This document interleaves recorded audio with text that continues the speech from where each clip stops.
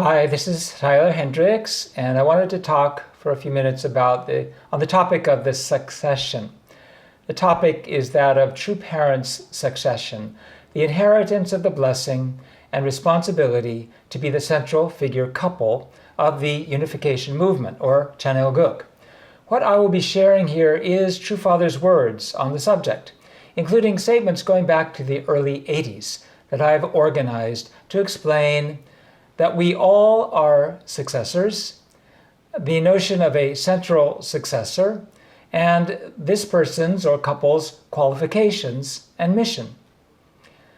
First of all, the first point is that our founder is with us.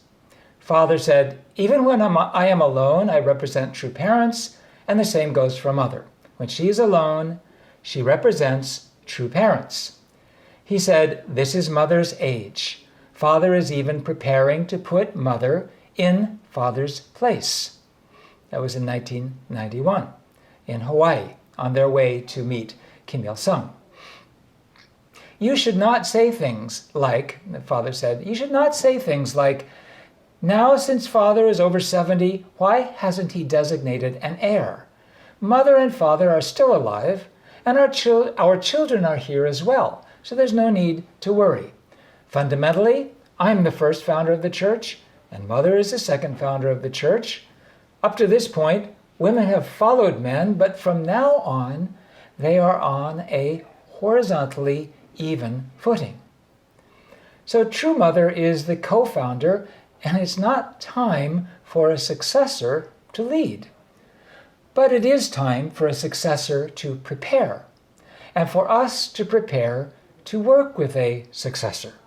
So let's consider Father's guidance on the topic of succession. First, we all are successors. Father said all blessed couples are direct sons and daughters. When the Messiah comes, he will bring those in the adopted child's position into the position of direct sons and daughters of God, and then elevate mankind into true parenthood under God. This was True Parents' Day speech in 1977. And Father said, since we were born wrongfully, our birth must be redone. We need to be born again. God participates in this rebirth process by leading the providence of twins. This is the age of twins. We must be born as twins like Esau and Jacob. We need to go all the way back, all the way to the mother's womb. Whose womb? True mother's. Father said, I have announced the era of the realm of the fourth Adam, and mother has completed her responsibility by uniting Cain and Abel. Thus, all of my foundation must be engrafted to the blessed members. So we are all successors. Second, all successors have to receive the blessing. In the family pledge, we are families. We are the owners of Cheon Il Guk as blessed families. Father said in the new Chanjangyang, the path of faith should be completely focused on receiving the blessing. Third, all successors have to bless others. I have bestowed the blessing upon innumerable people from the religious realm and permitted the blessing of their sons and daughters and the blessing of the spirit world. I tell you, find your way to places where you have a connection of heart. Go and bless generations of people in your religious denomination without even sleeping. Fourth, all successors together are to restore nations. In Father's final prayer, he said, if the tribal messiahs are able to fulfill the calling of national representatives and restore the 387 nations, this refers to the Cain UN 193 and the Abel UN 194, the Universal Peace Federation. Fifth, the direct children are the center of this. Going back to that prayer, I declare that if, centering on the 14 sons and daughters, the tribal messiahs are able to fulfill the calling of national representatives and restore the nations, everything will be brought to a conclusion. This refers to 14 direct children, not one in particular, but all of them, in heaven and on earth, as one. Now let's build from this the central successor's mission. In principle, there is a central successor, the central fruit of the central bud of the central shoot. To this person, Father implicitly gave 3 missions. First, unity. Sustain the true parent's ideal family. Second, leadership. Through the ideal family, lead heavenly tribal messiahship for all blessed families. Third, sacrifice. Through heavenly tribal messiahship, restore all nations and build Cheon Il Guk. Start with number 1, true parents' ideal family. The model is one of servant leadership and family unity, exemplified in shared decision-making. Father said, even in the family of true parents, everyone will gather and, based on their discussion, decide who actually lived in accordance with the principle. A life not lived at personal sacrifice for the sake of the entire family is unrighteous. True mother and our sons and daughters have to continue living for the sake of others with the absolute love of God, even more than the church members. But just in case something goes wrong with our descendants, or something goes against the principle, we will create a system to correct the matter through family meetings.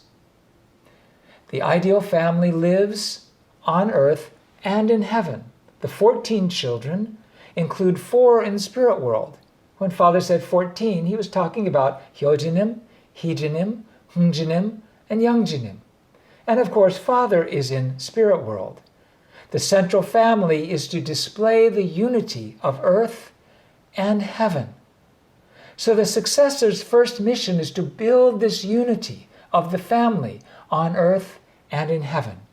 This will require cooperation with True Mother, which starts with filial piety. True Father said that filial piety is the first characteristic of the central successor. He said, my successor among my sons and daughters will be determined in the same way. The one who sacrifices himself the most for the sake of God's will, the one who best exemplifies the principles of loyalty and filial piety. Everything is measured against that tradition in the family or in the church. The central successor also will be unanimously accepted. Father said, we must not be self-centered. Everyone in the Unification Church knows this. Everyone in my family and clan knows this as well. One point is clear. The world will enter the era of heaven's law. The beginning of selflessness is family relation. It's right in the family, especially with true parents. The rest of the successor's public life depends on this. True Father said, True Father will appoint his successor. That successor must be known to all the Unification Church, all the blessed couples, and the true parents' family. They must all unanimously accept him. Thus, there will be no separation. Father said, even if I die, the tradition of the unification movement will never be destroyed. A different tradition cannot appear in the movement. Even if it did, it would soon rejoin the mainstream. This all leads to the purpose and mission of oneness with True Mother. Unity of the family will require cooperation with True Mother. Father's words, this is the era of mother-son cooperation. When the era of mother-son cooperation is grafted into the era of father-son cooperation, blessed families can enter the era of father-son cooperation following true parents' family. Sons will be liberated through mother-son and father-son cooperation. Men in general have not cooperated with heaven and even opposed heaven. Now men can achieve success on the national, world, and cosmic levels through absolute faith, absolute love, and absolute obedience, which prior to now was not possible. We must enter into the era of father-son cooperation on the victorious foundation of mother-son cooperation through mother. That was said in 2000. So mother-son cooperation is the precondition for father-son cooperation, as it was with the model course of Jacob, Moses, and Jesus. Father said, the responsible person of the Unification Church is not Hyungjin or Kukjin. On top of Hyungjin, there is mother, and on top of her, there is father. Do you understand? Do not forget this. And order starts from one.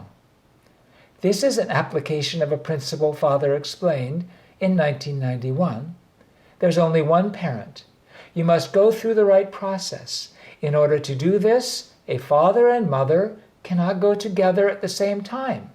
The father's heart and mother's heart, and the father's body and mother's body must be in one line.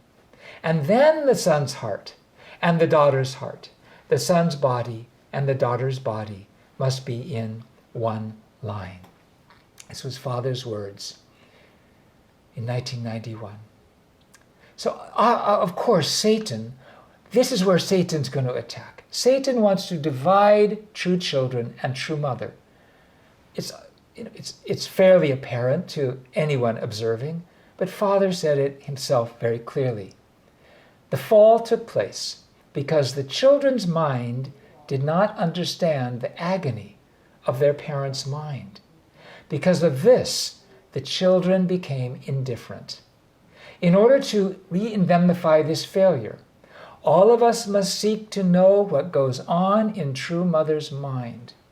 What kind of difficulties, what kind of agony she has to face in order to reach out to us and the rest of the world. That is the commandment which Father has required of mother also. Mother has to pay attention to everything which Father does. Likewise, we must have an absolute experience of what Father and Mother are going through. We must become as one body with our parents.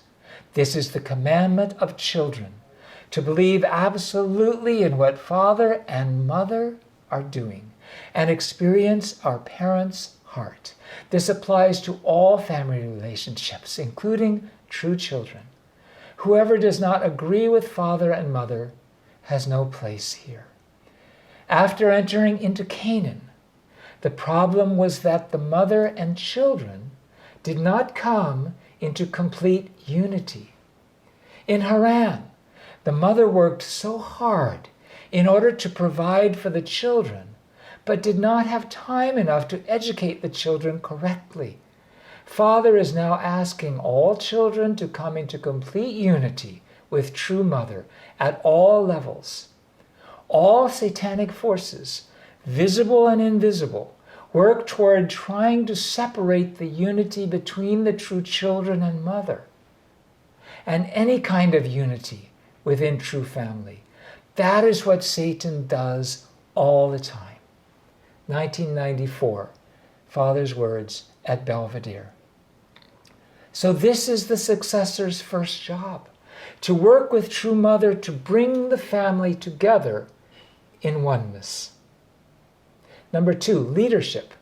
Multiply heavenly tribal messiahs. The second mission will unfold naturally when the family is one and lives for the greater good. As Father said, true mother and our sons and daughters have to continue living for the sake of others with the absolute love of God, even more than the church members. 1990. So then multiplication will take place naturally. There are 4 generations: the grandparent, God, the father and mother, the husband and wife, and the sons and daughters. They form one sphere. Adam and Eve are the father and mother.